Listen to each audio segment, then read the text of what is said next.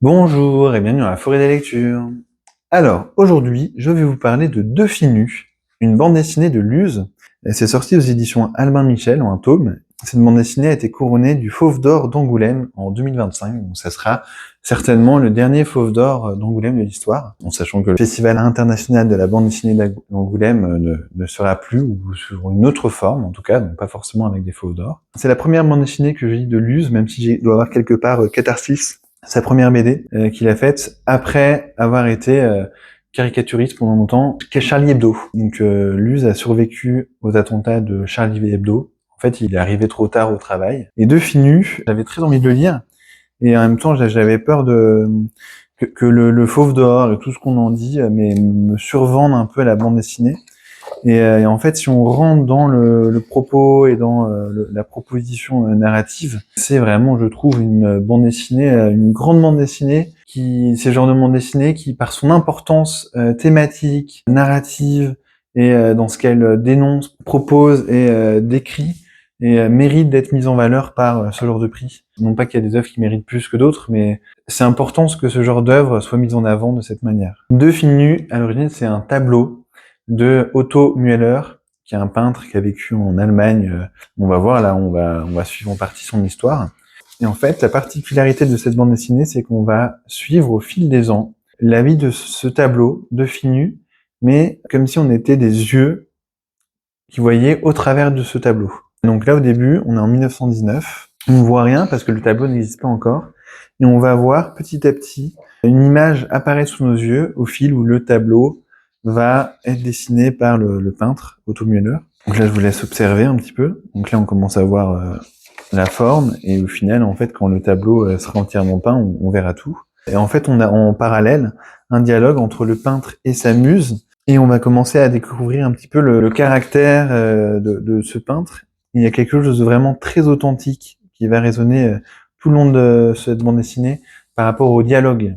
Je sais pas comment il a réussi à faire ça, mais on est en fait comme si on était témoin d'une époque et de ce qui se passait devant le tableau au fil des années. Il y a une sorte d'authenticité, de réalisme dans les dialogues, dans ce qui est décrit, alors que c'est beaucoup romancé, hein, même si on voit à la fin qu'il s'est vraiment beaucoup documenté, qu'il a demandé de l'aide de beaucoup de personnes pour vraiment mieux comprendre l'histoire de l'artiste, du tableau, ne pas commettre d'erreurs historiques. Mais je trouve que dans la manière dont il raconte les choses, il amène les choses, il y a vraiment un sens du réalisme qui est vraiment marquant. On sent quelques touches d'humour vraiment bien senties dans les dialogues ou les situations. Et du coup là on va voir la compagne de Tom Miller, j'ai plus son nom, on va la voir son nom après.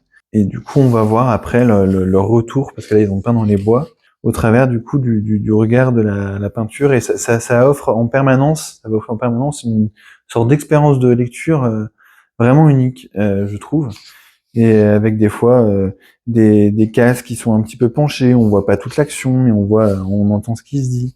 Là, exactement. Hop, là, elle est posée, mais pas totalement droite. Ça accentue l'aspect photographie d'une époque et d'un instant T. Et on va voir, du coup, la vie de ce tableau au fil des ans. Je vais pas non plus tout vous montrer, hein. Ce qu'on va voir, en fait, c'est comment le fascisme va arriver petit à petit. On va voir au début, ça va être assez axé sur la vie du peintre.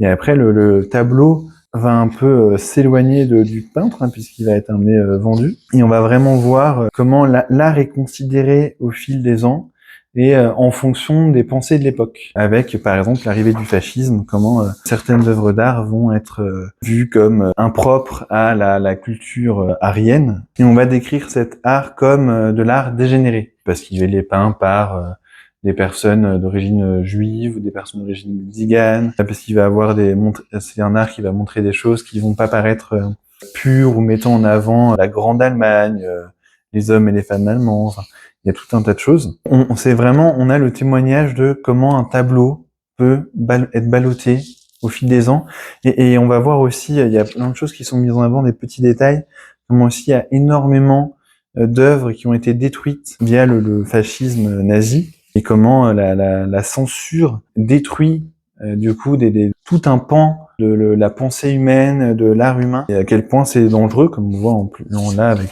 ces défilés nazis un peu glaçants, et comment aussi la grande histoire va bouleverser la vie de nombreuses personnes, qu'elles soient fans d'art ou non, Et on va aussi avoir toute la période où il y a du coup la grande expo sur l'art dégénéré créé par les nazis. Là, on voit du coup les fumées qui sortent qui font bien sûr penser au camp de la mort, mais là qui font référence à comment les nazis ont détruit tout un pan de la culture européenne à ce moment-là, tout en préservant une certaine partie pour la mettre en avant via ce qui est certainement la plus grande exposition d'art moderne qui a jamais été organisée, qui a été faite à Munich, qui est la grande exposition de l'art dégénéré.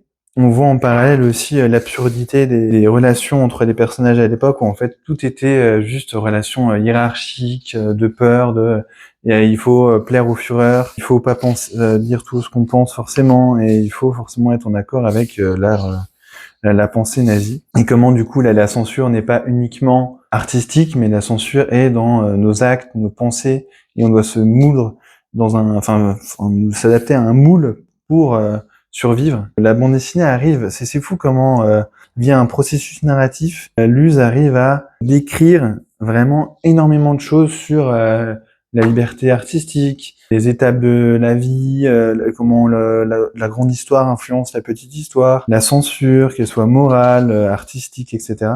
Et aussi par rapport à la passation.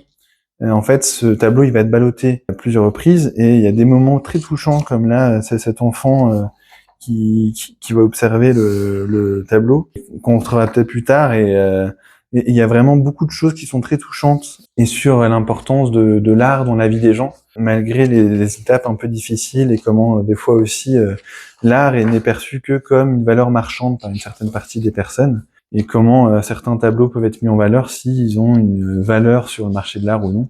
En fait, c'est vraiment florissant, et au fil des pages, plus on avance, j'ai dévoré le tome d'un coup, hein, alors que je pensais vraiment lire une bonne bande dessinée, mais en fait, j'ai été à plusieurs reprises ému par certaines scènes et ce qui est dit derrière, et je trouve vraiment cette bande dessinée vraiment très forte. Et donc là, à la fin, on a un peu un descriptif de plein de personnages qu'on a vus, la chronologie, un remerciement, mais aussi la bibliographie des artistes qu'on voit, etc.